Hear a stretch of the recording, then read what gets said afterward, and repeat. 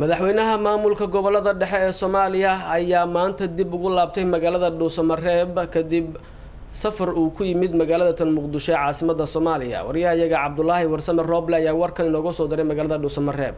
madaxweynaha maamulka gobolada dhexe iyo wafdi uu hogaaminaya ayaa maanta dib ugu soo laabtay magaalada Dhuusamareeb ee caasimadda gobolka Galgaduud waxaana mas'uuliyiintan garoonka diyaaradaha ee Ugaasunuur ku soo dhaweeyay boqolaal ka tirsan qaybaha kala duwan ee bulshada deegaanadan iyo mas'uuliyiin ka tirsan maamulka gobolada dhexe.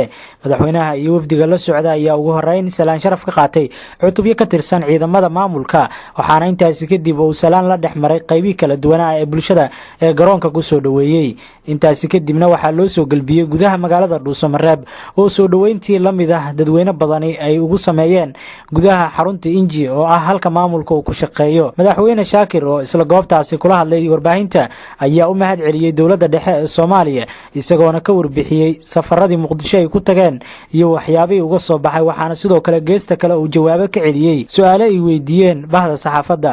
waxaan idinku bishaaraynayaa alxamdulillah ilaah baan uga mahadnaqaynaa Soomaaliya waa cusub ayaa u bariyay waxaana rajaynaynaa cusaybka hadda u bilowda Soomaaliya inay ku bulaasho barwaaqadaas ay marto oo ilaahay ku hormariyaan ilaahay ka rajaynaynaa subxaanahu wa tacaala.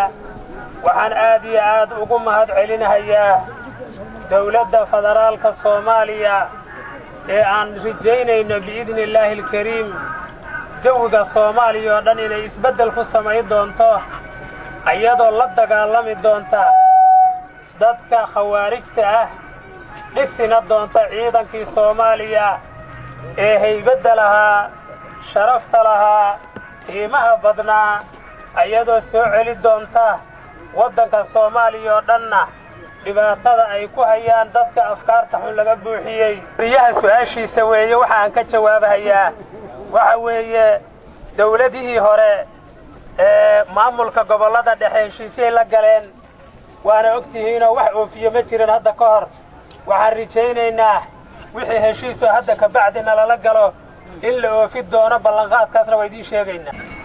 dawladda federaalka ah ee waddanka Soomaaliya hadda u bilantay waxaan aad iyo aad uga wada hadalnay danta caamka ah oo Soomaaliya iyo danta khaaska ah oo gobolada dhexe labadaba go'aan baa isaga ogaan.